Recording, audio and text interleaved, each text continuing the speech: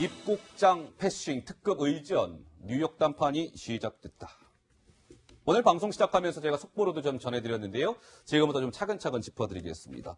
폼페이오 미국 국무장관이 김영철 북한의 노동당 부위원장과 뉴욕에서 우리 시간으로 오늘 오전에 만찬 회동, 현지 시간으로는 만찬이겠죠? 저녁이니까. 그게 뭐 좀 공개된 게 있습니까? 모습들이? 네, 폼페이오 장관이 본인의 소셜 미디어를 통해서 직접 사진 두 장을 함께 공개를 한 건데요. 뭐 이런 메시지까지 담겨 있었습니다. 뉴욕에서 김영철과 함께한 저녁 식사는 좋았다. 뭐 스테이크와 치즈 같은 것들이 나왔다라고 하면서 잔을 부딪히는 모습 그리고 악수하고 있는 모습 저렇게 두 장을 공개를 했는데요. 일단은 뉴욕 시간으로 현지 시간 30일 오후 7시에 만찬이 이루어졌고요. 저 장소가 어딘가 하면 뭐 일반 호텔 이런 데는 아니고 그 이제 미국의 유엔 차석대자 관저에서 만찬 회동을 한 겁니다. 그리고 한 90분 동안 진행이 됐다고 하는데 내용은 뭐 우리 시간으로 이제 내일 새벽에 공개가 될 예정이고요. 어쨌든 좀 분위기는 좋았다 이렇게 전해지고 있는데 또 한 가지 특이한 점이 있는 게요. 특이한 점. 만찬을 했던 장소가 55층짜리 건물인데 상당히 높은 곳에서 식사를 했거든요. 그래서 두 사람이 폼페이오 장관이 김영철에게 바깥을 좀 바라보라고 하면서 뉴욕 시내 전경을 좀 소개를 했습니다. 지금 보시는 장면인데요. 저런 식으로 마천루를 내다보면서 뭔가 그런 메시지를 주려고 했던 것 같아요. 우리와 협상이 잘 되면 너희들도 이런 마천루를 가질 수 있다. 이런 메시지를 주기 위해서 저런 장면까지 연출이 된 게 아닌가 이런 생각이 들었습니다. 굉장히 의미 있는 해석이네요. 너희들도 잘하면, 핵 포기하면 저런 높은 건물 가질 수 있을 거야. 기대감을 준 거 아닐까요? 자, 그런데 저는 장평론가 이번에 김영철 노동당 부위원장이 뉴욕 공항에 도착했을 때 미국 국무부가 김영철 부위원장을 정말 극진하게 예우했다는데 약간 예상을 빗나간 측면도 있어 보이고요. 얼마나 극진하게 대접한 거예요? 사실 뭐 우리나라뿐만 아니라 많은 외신 기자들이 VIP 이제 게이트에서 김영철 부위원장 기다리고 있었는데 모두 허탕을 쳤습니다. 미국 국무부에서 공항 계류장이죠. 비행기가 내리고 대기하는 장소로 직접 캐딜락 차량을 이용해서 이 김영철 일행을 모셨다고 할 수 있고요. 그렇군요. 국무부 소속 경호 차량이 호위를 했습니다. 이러한 예의, 계류장에서 직접 픽업을 하는 것은 통상 국빈이나 해당국 정상이 방문했을 때 보여주는 예우라고 합니다. 김영철 부위원장을 김정은 위원장급으로 대우를 해줬다. 그러니까 지금 비행기에서 내려서 저렇게 걸어서 이동하지 않습니까? 네, 그렇게 계류장에서 말씀드린 것처럼 바로 이제 뭐 게이트를 거치지 않고 모시는 것은 김정은 위원장급이나 우리나라 대통령급, 소위 정상급으로 대우를 해줬다고 볼 수 있고요. 만찬장에도 이제 폼페이오 국무부 장관이 15분이나 먼저 도착해서 김영철 부위원장을 기다렸다고 합니다.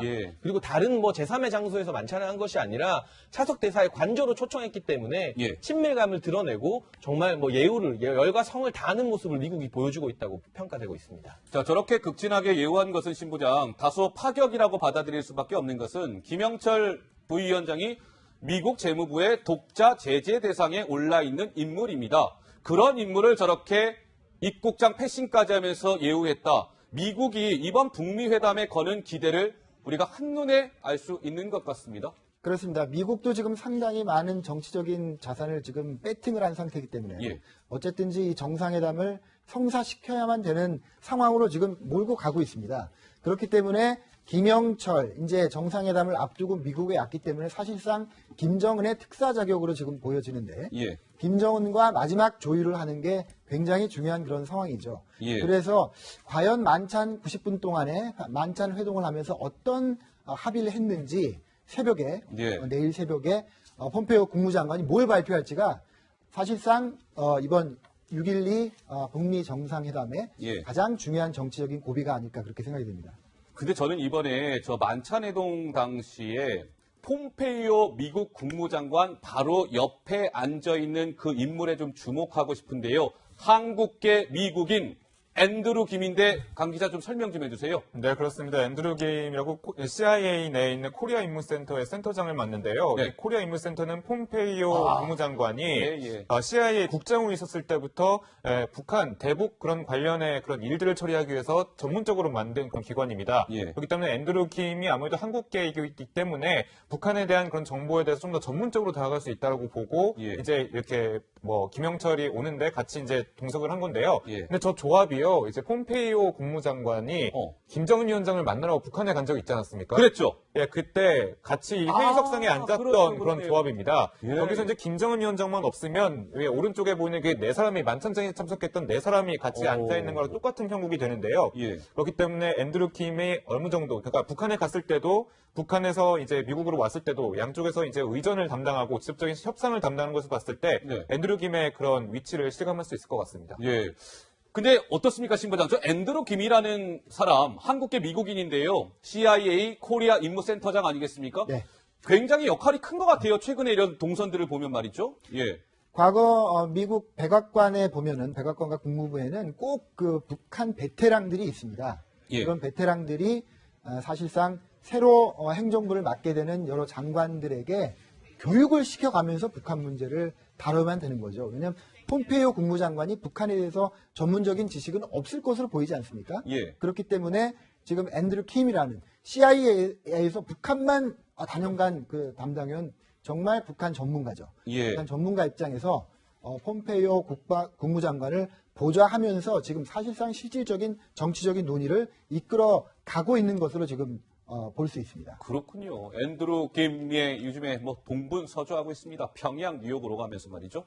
그런데 저 만찬회동을 끝나고 나올 때 폼페이오와 김영철 부위원장의 표정을 저희가 또 좀 유심히 봤는데 뭔가 좀 읽을 수 있는 대목이 있던가요, 노 기자? 네, 사실 두 사람의 표정이 좀 극명하게 달라서요. 지금 보시면은 김영철 부장 같은 경우에는 지금 입을 굳게 다물고 거의 무표정으로 앉아 있습니다. 그런데 폼페이오 장관 같은 경우에는 환하게 좀 웃는 모습이 포착이 돼서 만찬을 함께 90분간 함께했던 사람인데 표정이 너무 극과 극이다 보니까 그러네요. 김영철 입장에서는 뭔가 얻어야 되는 것을 얻지 못한 게 아니냐 이런 이제 전망들도 나왔었는데요. 사실 김영철 입장에서는 지금 친서를 가져갔다, 김정은의 친서를 가져갔다 이런 얘기들도 나오고 있고 그리고 사실은 저렇게 폼페이오만 만나고 돌아올 게 아니라 워싱턴으로 가서 트럼프 대통령을 만나는 것도 하나의 임무일 수가 있잖아요. 그렇기 때문에 여러 가지 좀 긴장감이라든지 그리고 두 사람 간에 그냥 뭔가 보여졌을 때 협상으로 바로 얻어낼 수는 없기 때문에 좀 긴장한 모습 때문에 저런 굳은 표정이 나오지 않았을까 이렇게도 볼 수 있을 것 같습니다. 신부장 마지막으로 질문 하나 드릴게요. 저 김영철 노동당 부위원장이 지금 뉴욕에 머무르고 있는데 뉴욕을 찍고 워싱턴으로 날아가서 도널드 트럼프 미국 대통령과 조명록 차수에 이어 18년 만에 백악관에 입성할 수 있을까요? 지금 형식적으로만 보면 김영철이 트럼프 대통령을 만나야죠. 왜냐하면 폼페이오 국무장관은 평양에 가서 김정은 국무위원장을 만나지 않았습니까? 그런 것에 대한 리턴 이제 답방 형식이기 때문에 오늘 있었던 만찬에서 뭔가 양측이 정치적인 극적인 타결점을 찾거나 트럼프 대통령이 흡족할 만한 결과가 나왔다면 백악관에 가겠죠. 그건 역시 여러 가지를 가늠할 수 있는 것들을 내일 새벽에 폼페이오 국무장관의 기자회견에서 우리가 엿볼 수 있을 것 같습니다. 장평론가 말씀 짧게 듣죠. 지금으로는 이 만찬 분위기가 미국 측에서는 상당히 좋았던 것으로 보여지는데 만찬장을 나오는 두 사람의 표정을 봐도 알 수 있지만요. 폼페이오 국무장관 같은 경우 당초 내일 현지 시각으로 저녁에 기자회견이 예정되어 있었습니다. 하지만 만찬을 끝내고 나서 기자회견 예정 시간을 오후로 앞당겼습니다. 이 말은 이미 이 만찬 90분간의 만찬에서 어느 정도 미국이 발표할 수 있는 부분에 대해서 합의가 이루어지지 않았나. 그렇기 때문에 기자회견을 일찍 하려는 건 아니겠습니까? 이런 여러 정황으로 봐서 북한이 또 김영철 부위원장이 상당 부분 미국이 원하는 수준의 양보를 하지 않았나 하는 전문가들의 예상이 나오고 있습니다. 알겠습니다. 우리 시간으로 내일 새벽 폼페이오 장관이 또 브리핑을 한다고 하니까 그 결과를 잘 지켜보도록 하겠습니다. 김정은 지키는 974 부대, 그렇다면 도널드 트럼프 미국 대통령을 지키는 조직은 어딜까요? 생소하십니까? USSS. 저 엄청난 조직의 비밀을 지금부터 풀어드리겠습니다. 자, 불붙은 경호전쟁. 아마도 이 김정은 국무위원장이 싱가포르를 향하면 이 최근접 경호를 맡는 데가 974 부대라는 건 언론을 통해서 이제 많이 들으셨을 겁니다. 이 12명이 V자 대응을 유지하면서 경호하는 모습 영상을 통해 많이 지켜들 보셨죠? 아마 이 벤츠 리무진도 수송기 편으로 싱가포르로 향할 것 같습니다. 그렇다면 VS 도널드 트럼프 대통령은 누가 지킬까요? 보시죠. 바로 이 부분입니다. 여러 가지 이 SUV 차량에 비밀 경호국 USSS 요원들이 탁 걸터 서 있는 모습 보십시오. 철통 경호를 하고 있지 않습니까? 비밀 경호국 USSS. 강 기자, 굉장히 주목되는 곳이죠? 네, 그렇습니다. 특히 이제 트럼프 대통령이 대선 후보 시절이었을 때부터 이제 밀착 경호를 진행한 적이 있었고 뭐 이상 깊었던 장면이 있기 때문에 더욱더 유명해졌는데 그렇군요. 지금 보시는 것처럼 어떤 밖에서 소동이 벌어졌을 때 트럼프 당시 대선 후보를 이렇게 뒤로 이제 안전하게 도피를 시키고요. 지금 보시는 것처럼 누가 단상에 올라오려고 했을 때 1초 만에 한 대여섯 사람이 갑자기 나와서 이 사람을 제지하고 트럼프 대통령 후보의 당시 그 신변을 좀 지키는 그런 모습도 보였거든요. 그러네요. 이런 것들이 유튜브라든지 이런 미국 방송의 영상을 타고서 좀 더 유명해진 부분이 있는데 트럼프 대통령 당시 대선 후보였는데요. 비밀경호국에게 상당히 감사 인사를 보낸 적이 있었습니다. 영상 보고 오시죠. I want to thank the Secret Service. These guys are fantastic. They don't get enough credit. 자, 뭐 정말 순식간인데 경호를 하는 모습을 보니까 신부장. 네. 이 USSS는 백악관 소속의 우리로 따지면 청와대 경호처라고 보면 되는데 뭐 상상을 초월할 정도의 정말 아주 오밀조밀한 경호를 펼치기로 유명하다면서요? 그렇습니다. 미국의 대통령, 세계의 대통령 아니겠습니까? 예. 그 대통령을 상대로 여러 가지 위협들이 실제로 과거에도 있었고요. 그렇기 때문에 SS는 모든 가능한 그 미국 대통령에 대한 공격 상황에 대비를 하는 거죠. 예. 일단 뽑을 때부터도 굉장히 엄선해서 엘리트들을 추려서 뽑고 굉장히 엄격한 훈련을 계속 지속적으로 반복하는 그런 과정을 거치는 것으로 아무래도 그렇겠죠. 아주 유명합니다. 예. 그래서 1981년에 로널드 레이건 대통령이 어떤 집회에 갔다가 예. 실제로 공격을 당했습니다. 레이건 대통령이요? 예, 대통령 실제로 총을 맞았죠. 총을 맞았었어요? 물론 생명에는 지장이 없었지만은 네. 총을 맞고도 살아난 데는 그 경호원들이 예. SS 경호원들이 재빨리 경호를 하고 응급처치를 하고 이송을 하는 그런 것 때문에 생명을 건질 수 있었습니다. 자, 이 USS의 비밀을 풀어드린다고 말씀을 드렸는데요. 이제 잠시 후에 노은지 기자가 시청자 여러분들에게 설명을 해드릴 건데요. 노 기자가 설명하실 때 다른 거 유심히 보지 마시고요. 자, USS 요원들의 얼굴, 가슴 이런 거 볼 필요 없습니다. 손을 한번 좀 주목해 주시죠. 노 기자 왜 그런 거예요? 네, 화면을 보면서 설명을 드리려고 하는데 손이 뭔가 어색해 보일 수가 있는데 여기 비밀이 숨어 있습니다. 자, 비밀이 보면 있군요. 움직이지 않는 손이 하나가 있죠. 뭔가 이렇게 손을 쫙 펴고 있는 손바닥인데 옆에 있는 손보다 좀 커 보이기도 하고요. 그러네요. 그렇습니다. 예, 움직이지 않는 이제 손이 고정되어 있는데 사실 저게 미군 해군에서 최초로 개발한 장갑 총입니다. 장갑총. 사실은 손처럼 보이지만 아하. 손 위에 사실 손과 비슷한 장갑을 더 씌운 이런 상태로 손을 이렇게 이제 고정을 시키고 있는 건데 안에 이제 권총 방아쇠를 바로 당길 수 있는 권총이 저 장갑 안에 들어있던 겁니다. 예. 그렇기 때문에 저런 식으로 손처럼 보이지만 바로 이제 방아쇠를 당길 수 있는 총을 이렇게 소지하고 있는 건데 네. 위급 상황에서는 총을 꺼내는 시간도 아끼기 위해서 저런 식으로 가짜 손을 장갑 안에 이제 그 총을 숨긴 가짜 손을 저렇게 들고 있는 거죠. 장평론가 굉장히 정말 아주 치밀한 것이죠. 지금 노은지 기자 설명대로 어디 주머니 속에 있다가 총 꺼내려면 아무래도 몇 초의 시간이 걸리니까 그 시간마저도 절약하기 위해서 대단합니다. 네, 미국 해군에서 발명된 총으로 알려져 있는데요. 보시는 것처럼 총을 꺼내는 시간조차 절약하기 위해서 장갑 속에 총을 넣어서 저렇게 하고 있는 것으로 알려져 있고요. 예. 미국 대통령 경호부대 이제 비밀 경호국 같은 경우는 밀착 경호로도 굉장히 유명한데 밀착 경호. 대통령이 어디를 갈 때마다 저렇게 표시가 나게 경호를 하는 경우도 있지만 네. 군중들 속에 숨어서 보이지 않게 경호를 하는 경우도 있다고 합니다. 지금 북한과 실무회담이 벌어지고 있는 싱가포르 센토사 섬의 이제 카펠라 호텔 같은 경우 호텔 직원들이 투숙객들의 어떤 신분을 일일이 확인하고 있다고 하는데 그렇군요. 알려진 사실로는 그 호텔 직원들 복장으로 이 비밀 경호국이 이제 위장을 해서 예. 실제로 그 동선을 체크하고 있는 경우도 있는 것 같습니다. 자, 그렇다면 장평론가 말씀에 이어서요. 여기 USSS는 비밀 경호국이라고 말씀을 드렸잖아요. 비밀이라는 말이 붙는 이유가 괜히 있는 게 아니에요, 강 기자? 네, 그렇습니다. 저희가 이제 전직 대통령을 어떻게 경호하는지 실제 그 사진과 그런 영상을 통해서 좀 보여드릴 텐데요.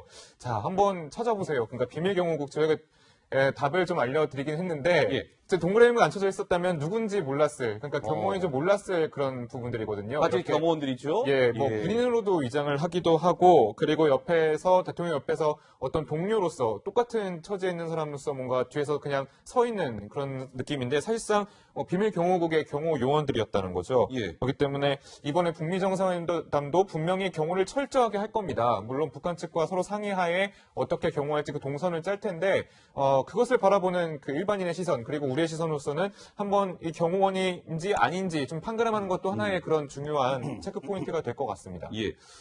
그러니까 아까 신부장이 잠깐 말씀을 주셨습니다만 저 비밀 경호국 요원이 되기 위해선 자격 요건이 매우 까다롭다고 하는데요. 4년제 대학 졸업장 이건 기본이고 양쪽 시력 2.0 이상, 평균 학점 3.0 이상 등등등등 조건이 매우 까다롭다면서요, 신부장? 예, 그렇습니다. 일단 젊어야 하네요. 21살부터 37살까지의 지원이 가능하고요. 그런 엄격한 선발 절차를 거쳐서 뽑히면 그 다음에는 10주짜리 범죄수사 훈련 프로그램 그리고 17주간의 특수요원 트레이닝 코스 과정을 모두 마치고 또 시험을 봐서 우수한 성적을 얻어야만 최종적으로 선발이 된다고 합니다. 까다롭군요, 정말. 저렇게 이제 여러 가지 까다로운 조건을 거쳐서 이제 정말 요원이 되는 것인데요. 자, 시청자 여러분, 지금부터 또 노은지 기자가 평소에는 참 보기 힘든 영상 하나 보여드릴 건데요. 노은지 기자 설명해 드릴까요? 네, USS 요원들의 상당한 운전 실력이 공개가 된 건데 지금 보시면요. 뭔가 이제 빠르게 달려오다가 급하게 핸들을 꺾어서 방향을 돌리는 지금 보시면은 달리다가 바로 방향을 바꿔서 180도 회전하는 모습을 볼 수가 있습니다. 네. 사실은 저거 뭐 일반인들이 하기 힘들고 레이서 정도여야 가능한 운전 실력이다라고 볼 수가 있을 텐데 저게 왜 필요한 운전이냐면요. 저렇게 이제 풀스피드로 이제 고속 질주를 하다가 갑자기 방향을 바꿔버리는 건데 저게 이제 방어 운전용입니다. 예를 들면 뭔가 적을 막아야 될 때 차를 이용해서 막아야 되는 상황이 생길 수 있잖아요. 그렇기 때문에 고속으로 질주하다가 방향을 한꺼번에 바꿔버리는 저런 식의 운전 실력도 필수 이제 갖춰야 될 덕목이라고 합니다. 예, 뭐 운전 실력이 정말 대단합니다. 뭐 세계 최강국의 정상을 지키는 요원들이다 보니까 모든 분야에서 아마 최고의 실력을 갖춘 요원들이 선발되지 않을까 싶은데요. 저는 오늘 뉴스 시작 전에 이 소식을 접하고 약간 좀 놀랬거든요. 자, 이 비밀 경호국 연간 운용하는데 예산이 시청자 여러분 얼마나 많이 드시는지 아십니까? 강 기자 얼마가 된다고요? 우리 돈으로 따지면 한 2조가 좀 넘는 것으로 알려져 있는데 2조 원이 넘습니까? 예, 그렇습니다. 좀 더 18억 달러, 그러니까 2조 2천억 원 정도로 이제 경호국 인건비와 여러 시설비, 여러 교육비 등을 충당을 하는 것으로 알려져 있는데 사실 북한에 호위사령부라든지 974 부대가 있는 것으로 알고 있는데 사실 예산으로 보면 비교가 되지 않을 정도로 상당히 거대한 예산이라고 볼 수 있겠습니다. 예. 7천 명 같은 경우가 전부 다 경호원인 것은 아니고요. 그럼요. 왜 이렇게 예산이 많이 들어갔느냐? 예. 원래 미국 같은 경우 지금 북한의 김정은 위원장이 경호에 뭐 굉장히 날카롭게 예민하고 있지만 미국은 대통령이 가장 많이 암살을 당한 나라 중 하나일 겁니다. 예. 이 비밀 경호국을 창설한 대통령이 미국의 유명한 아브라함 링컨 대통령인데요. 링컨 대통령은 비밀 경호국을 창설한 그날 당일 밤에 암살을 당해서 사망했고요. 아하. 그리고 원래 이 비밀 경호국은 경호단체가 아니라 위조 지폐를 추적하기 위한 단체였습니다. 그런데 1901년에 윌리엄 맥킨리 대통령이 암살을 당하면서 이 요인 경호로 업무가 확장되었기 때문에 미국 같은 경우도 지금 김정은 위원장 예민한 것 이상으로 대통령을 보호하는데 굉장히 좀 유난을 떨 정도로 엄격하다고 할 수 있고 여전히 이 비밀 경호국 같은 경우는 위조 지폐 단속이나 수사 그리고 금융 관련된 사이버 수사까지 담당하고 있습니다. 그렇군요. 그렇기 때문에 인력이 7천 명이나 되는 것이고 2조가 많이 넘는 들어가고. 연간 예산을 사용하고 있는 것으로 보여집니다. 아까 신부장이 잠깐 말씀을 주셨습니다만 81년도에 레이건 대통령이 이제 그 총격을 당했다라고 아까 신부장 말씀을 주셨잖아요. 그때 사실 레이건 대통령이 목숨을 건질 수 있었던 것은 비밀 경호국 요원들의 몸을 던지는 경호가 있었기 때문에 가능했습니다. 영상이 있죠? 노은지 네, 기자? 그렇습니다. 사실 레이건 대통령을 향해서 6발의 총알이 날아왔습니다. 실제로 맞기도 했는데 지금 보시면요. 뭔가 긴박하게 이제 레이건 대통령을 보호하기 위해서 경호원들이 움직이는 것 그리고 이제 총격자를 좀 제압하는 이런 장면을 볼 수가 있는데 레이건 대통령이 총알 2발을 맞기는 했는데요. 몸을 날려서 이제 레이건 대통령을 보호한 이제 경호원 때문에 그 경호원은 배에 총을 맞기도 했었고요. 실제로 총을 이제 여러 가지 총탄이 쏟아졌지만 그래도 저 정도로 좀 피해서 그리고 얼른 방탄차로 이동을 시키면서 다행히 목숨을 건질 수가 있었습니다. 네. 경호원들의 저거 몸을 던지는 만약에 저 현란한 경호 기술이 없었다면 글쎄요. 안 좋은 일도 있었을 수 있었겠죠. 자, 그렇다면 북한은 974 부대가 김정은 위원장의 이제 근접 경호를 맡게 될 텐데 신부장 좀 궁금한 게 그때 우리 판문점에서 정상회담 할 때 V자 대형으로 12명이 차를 뛰어가는 모습 있잖아요. 싱가포르에서 저 모습이 그대로 좀 재현이 될까요? 어떻습니까? 변형이 될까요? 아마 똑같은 형태의 경호를 요구할 겁니다. 북측에서. 왜냐하면 저것은 뭐 해외에 나가도 어쨌든 북한의 최고 지도자니까요. 최고 지도자를 온몸으로 지금 사수하는 거 아니겠습니까? 그러니까요. 차를 따라 뛰잖아요, 그냥. 저 모습. 저런 모습이 결국은 나중에 북한 내부의 어떤 정치적인 그 선전선동용으로도 쓰이기 때문에 아마 저런 모습을 싱가포르에서도 볼 수 있을 것으로 저는 예상을 하고 있습니다. 싱가포르에서는 사람이 더 많아지지 않을까요? 왜냐하면 멀리 가는 거기 때문에 12명이 아니라 한 20명 정도가 에워싸지 않을까요? 아마 북한으로서는 지금 저런 거를 아마 처음 해보는 거 아니겠습니까? 그러니까요. 과거에 김정일 국방위원장이 중국에 갈 때는 열차를 타고 갔고, 뭐 열차 안에는 뭘 많은 거를 실어서 갈 수 있었을 텐데, 지금 비행기로 뭔가 저 차도 공수해야 되고 사람들도 가야 되고 한데, 과연 해외에서 비행기로 가는 그 여행에 있어서 경호를 어떻게 할지, 그것도 굉장히 새로운 김정은 시대의 새로운 구경거리가 하나 될 수 있을 것 같습니다. 네, 여러분들이 보시는 이 사람들 974 부대 소속인데 이게 김정은 경호가 1선, 2선, 3선 정말 다양합니다. 그렇기 때문에 이번 북미 정상회담 때는 2선, 3선이 되는 인원까지 모두 다 건너갈 것으로 예측이 되고 있는 상황인데요. 이 2선, 3선에 해당되는 그 호위사령부 인원들 지난 건군 70주년 열병식에서 모습을 드러낸 바가 있었는데요. 그 모습 보고 오시겠습니다.